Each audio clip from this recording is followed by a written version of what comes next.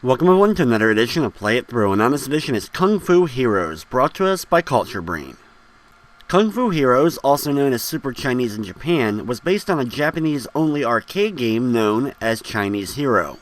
And Kungfu Heroes is just one of many games released in the series. Other games in the series would be released in North America. They would become known as the Ninja Boy series. In Kungfu Heroes, we play as one of two brothers, Jacky and Lee, as they're trying to save the Princess Min Min from one of 8 different castles that you have to travel throughout the game. While completing the task may be simple, doing so can be rather difficult. Every castle is broken up into 4 different levels, and you must defeat a certain number of enemies on each of the levels in order to move on to the next one. So here we go with Kungfu Heroes for the NES. You can play the game 1 or 2 players simultaneously, and once you start up the game, you move into level 1-1 of the first castle. You have, of course, your A and B button for the NES controller, and one of the buttons will end up being your punch button, and the other one ends up allowing you to jump. The jump is actually an attack as well, and you'll be doing this a lot against certain enemies. A lot of the enemies in the games require you not only to use the punch, but also use the kick, as well as the other various power-ups that we're going to be picking up throughout the game. After defeating a certain number of enemies on a given map, the giant gate at the top of the screen will open up, and you'll be allowed to move on to the next level. Every one of the screens in the game has, of course, a ton of enemies trying to take you out, but also has a ton of breakable blocks. Hitting the blocks will give you various different items. The most important of the items that we're going to be picking up are the 10 treasures. We've already picked up one as we just did at the beginning of this level. As you can see, at the top of the screen, below the letter E right now, is now a letter S inside of a white box. This is the first of the treasures, and every time you get another treasure, another item will appear next to that one. Now for some of the other items, you have the question mark ball, which will be one of 2 different items. It'll either be a money bag, or it'll be an X ball.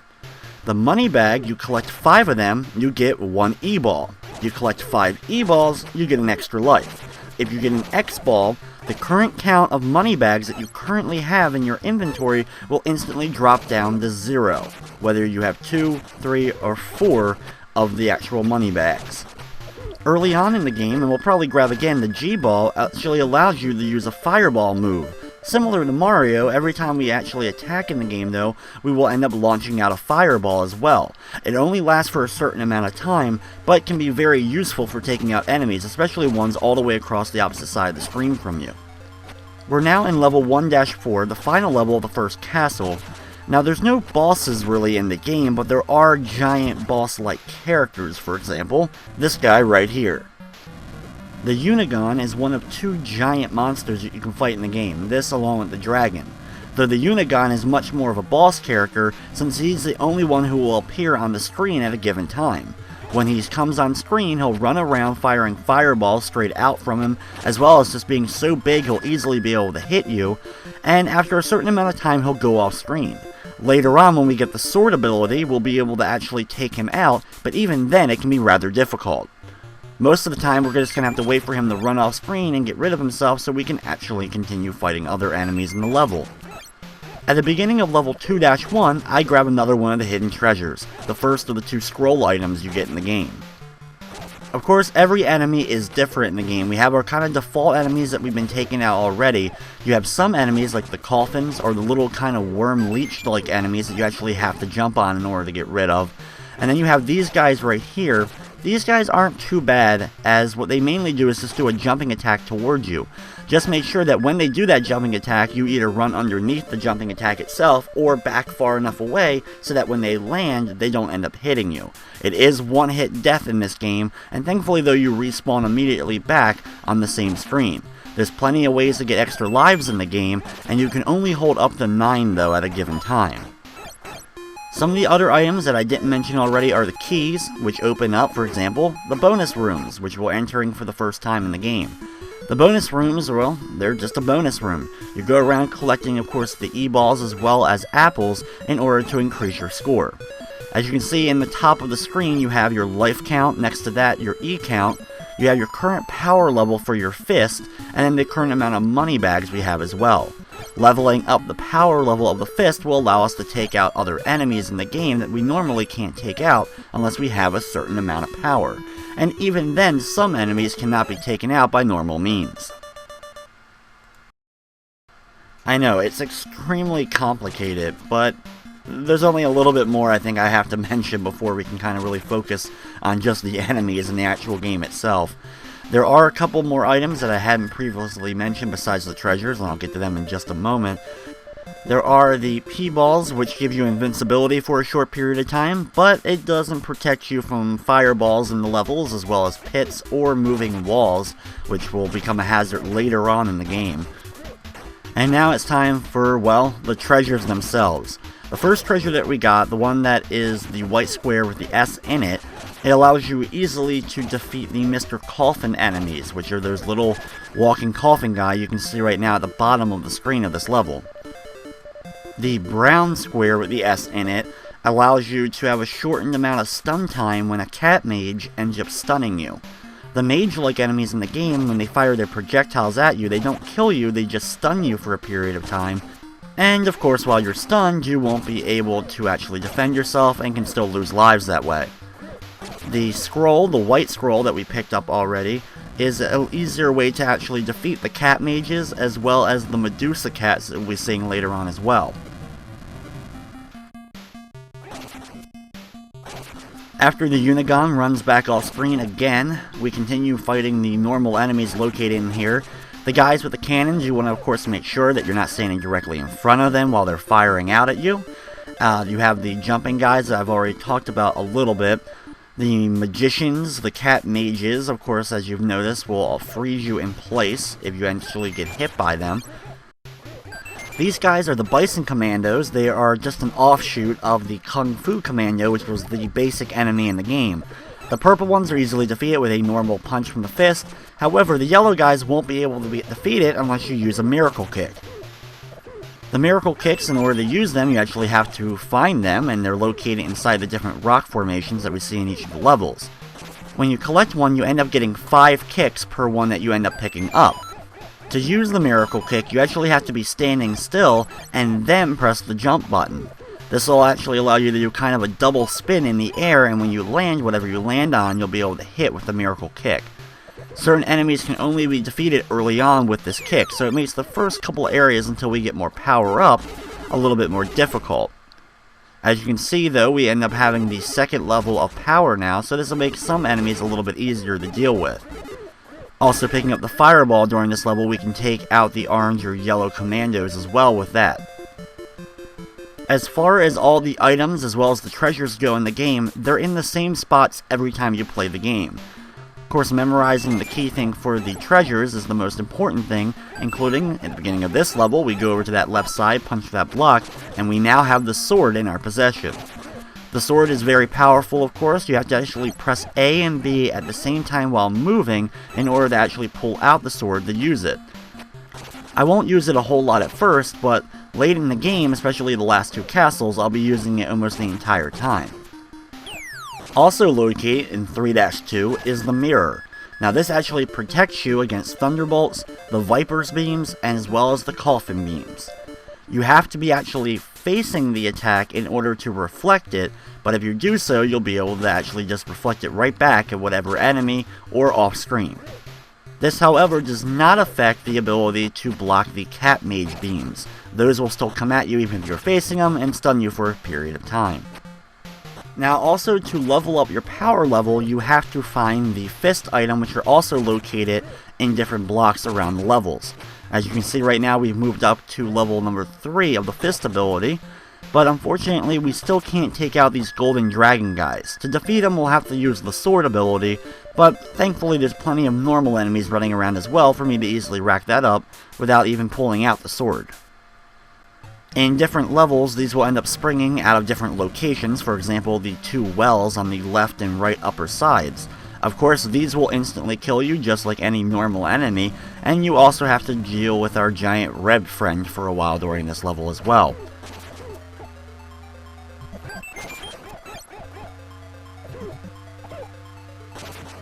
Here, once again, we're going to be using the miracle kick in order to help us out take out the gold guys. as well as take out the big guys with the spears that they actually end up throwing out at you.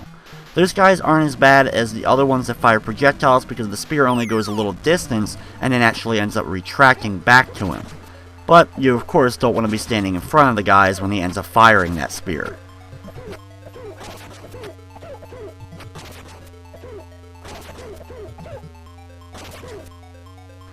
The Unigon makes this level extremely difficult to deal with, and unfortunately sometimes it's just impossible to get the jump on him in order to actually attack him with the sword.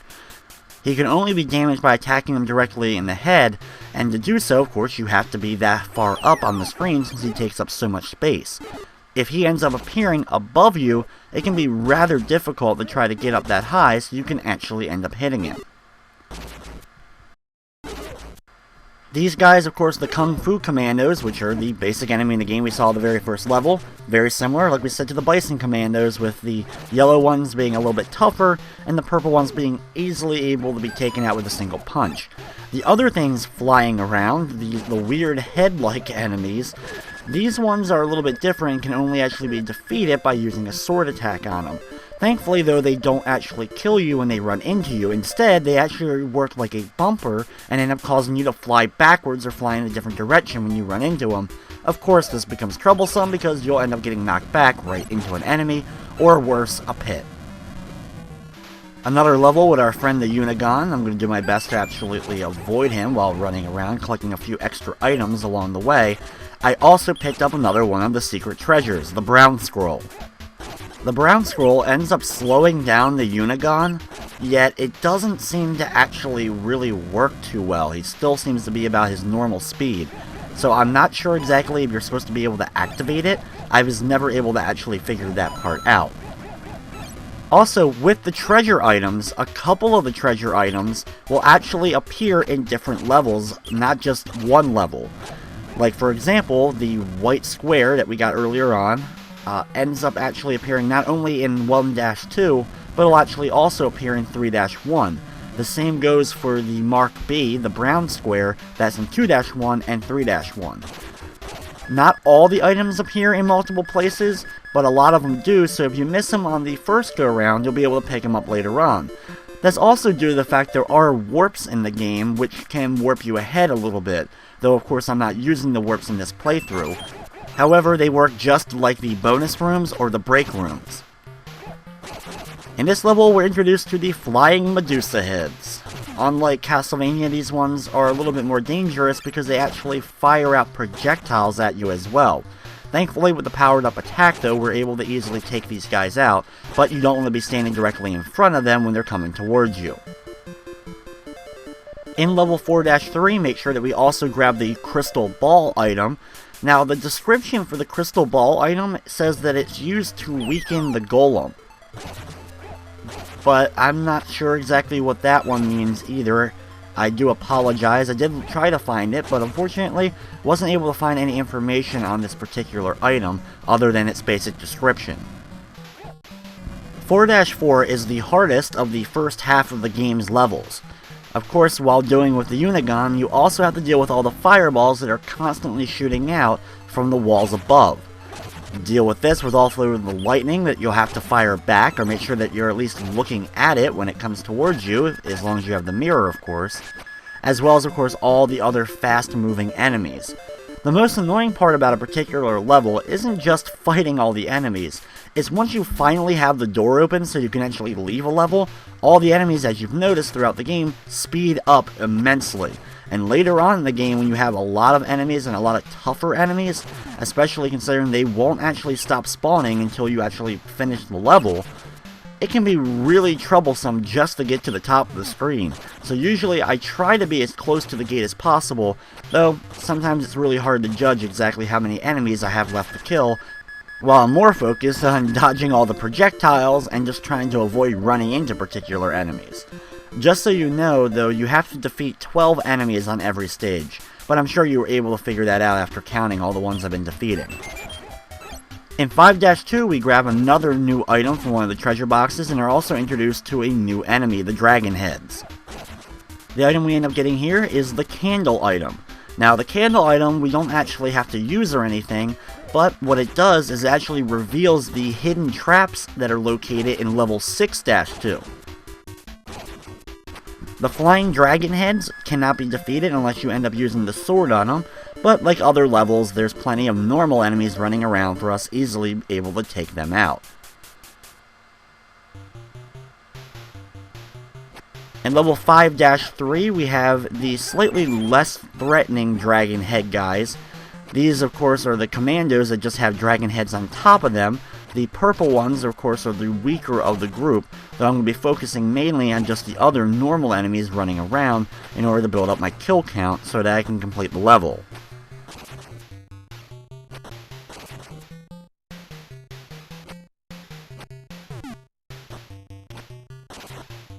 Besides, of course, the warps and the bonus levels, there's also break time. Now, what break time is, well, it's this. You get a big point bonus, and then a bunch of hearts will fly around the screen. There's still a timer located at the top of the screen. You have 30 seconds to watch all the hearts, or thankfully you can just press the start button and get back to the actual game after you've racked up all your points.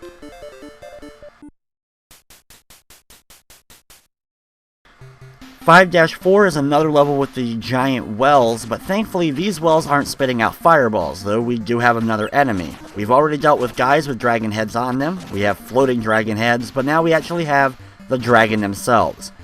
These are the only enemies even close to the Unigon, but they kind of work like normal enemies, but eventually will go off screen as well, just like he does, but thankfully normal enemies will also spawn along with them.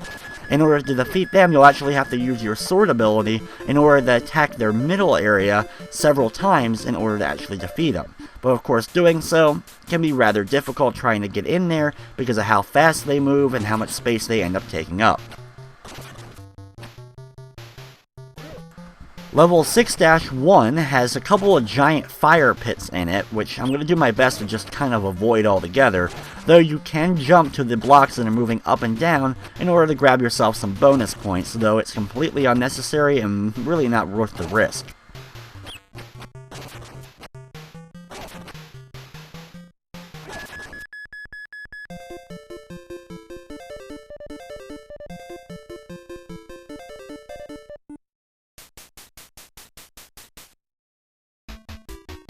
Now here we go with level 6-2. The Unigon will be here as well, and this level seems to have him spawning quite a lot.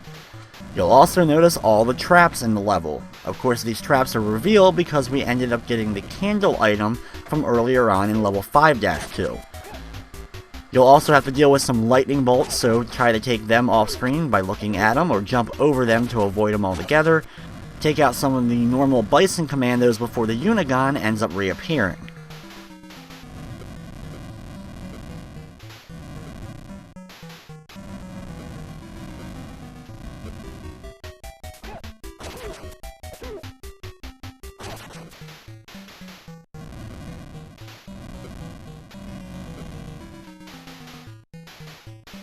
Thankfully, since we're able to actually see the traps in this level, we can jump over them to try to do our best to avoid the Unigon altogether. Thankfully, we only have a couple more enemies to defeat before we can actually open up the door at the top to finally complete this level.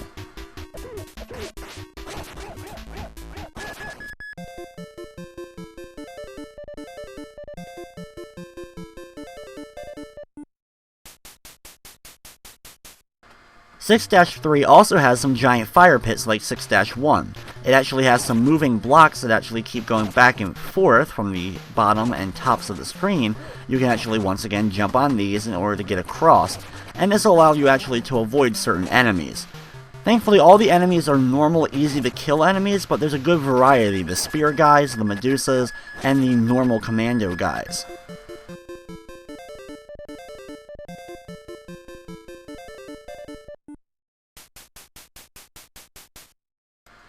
Level 6-4 gives us more dragons, like we saw earlier on in the game, and also we have two lava pits on the left and right sides that keep launching out little fireballs, taking up a good amount of the middle of the screen.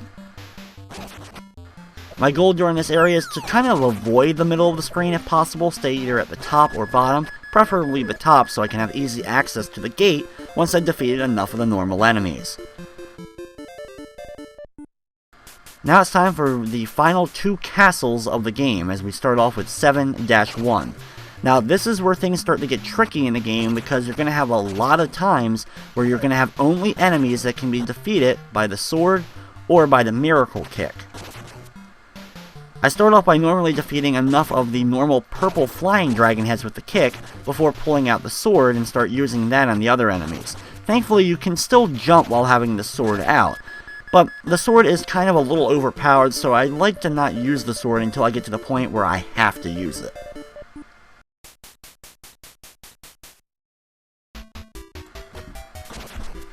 Once again, in level 7-2, we have some more of the enemies that we can thankfully defeat some of with just the normal jumps or miracle kicks, but we also have plenty of the yellow dragon commanders who will have to use the sword in order to actually get rid of.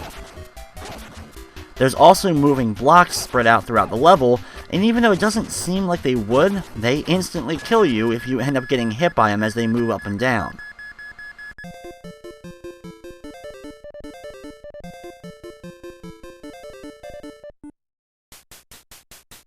7-3, as you'll see, is a pretty basic setup, and one that we've actually seen a couple of times in the game, but I'm going to end up pulling out the sword pretty much right away in order to help me take out most of the enemies here.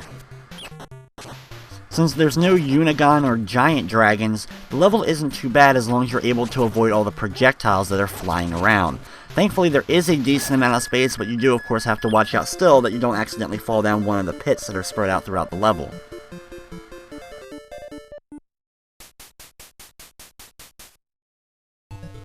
Level 7-4 has a pretty much blank area, but if you punch up here, you'll get the 10th and final treasure of the game.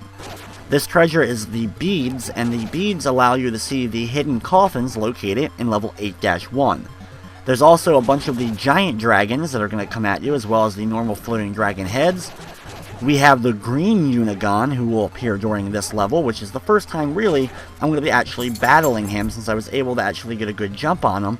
When he first comes on screen, as long as he's below me, I can actually get above him just slightly and attack him a whole bunch of times. Though it takes 5 hits to kill him, so you kind of really have to mash the attack button in order to take him out, but if you're able to do so, you can thankfully get the normal enemies respawning rather quickly. The same goes for the dragons themselves. They take, once again, 5 hits if you're able to get the jump in on them, and you get a lot of points for actually attacking them, but they are quite a nuisance, especially when there's more than one of them on screen at a given time.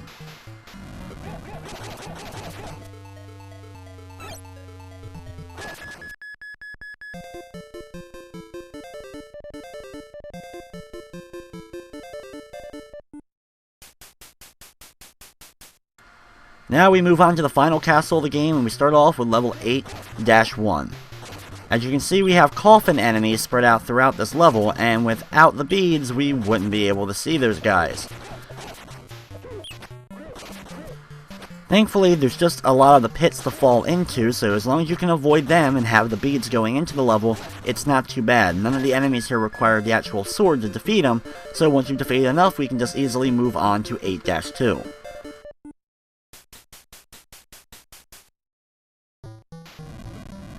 (8-2) has our friend the Unigon immediately starting off in the level. It also has a bridge in the middle of the screen, and it has fireballs jumping back and forth on the bridge itself, which makes the bridge almost impossible to cross once you have normal enemies on screen. If possible, get to the top of the screen early on and hang out there, so you'll have an easier chance in order to get to the gate once it opens up. Basically, you're going to have to, though, bait the enemies to come at you, so you can use your sword or other attack in order to take these guys out.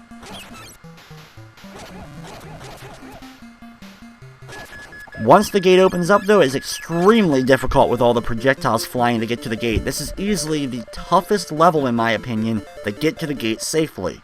The best strategy I found is actually to avoid the bridge altogether and use a miracle kick over the lava on the left or right side of the bridge, and then immediately jump towards the gate to try to get in before an enemy projectile ends up hitting you.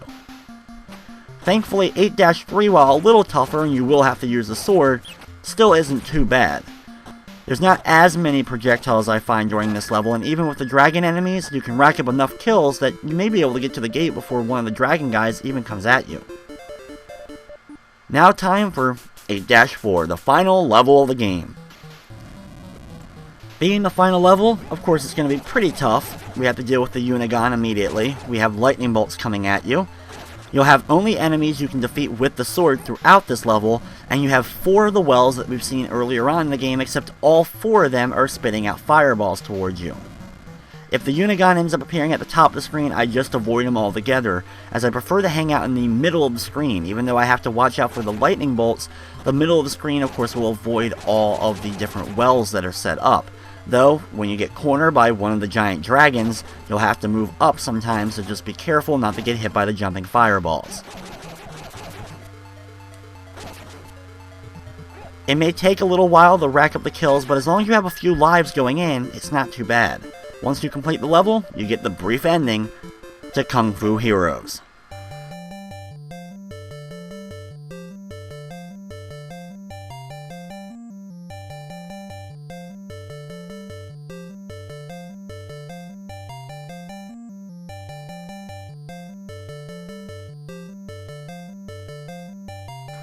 And there you have it. You have your main character standing next to the princess, a bunch of hearts surround it, and you have your score. After that, the game goes back to the first level of the game, now called level 9-1, and you can start the whole thing all over again. While Kungfu Heroes, or Super Chinese, is a much more simplistic arcade-style game, the other games that were coming out for the Super Chinese series started adding more and more RPG elements to the game. Unfortunately, only a handful of the games actually made it to North America, but the series actually ran for a good amount of time throughout the entire 1990s. But with that, that's going to wrap up this edition of Play It Through. I'd like to thank you for watching, and of course, I hope you enjoyed.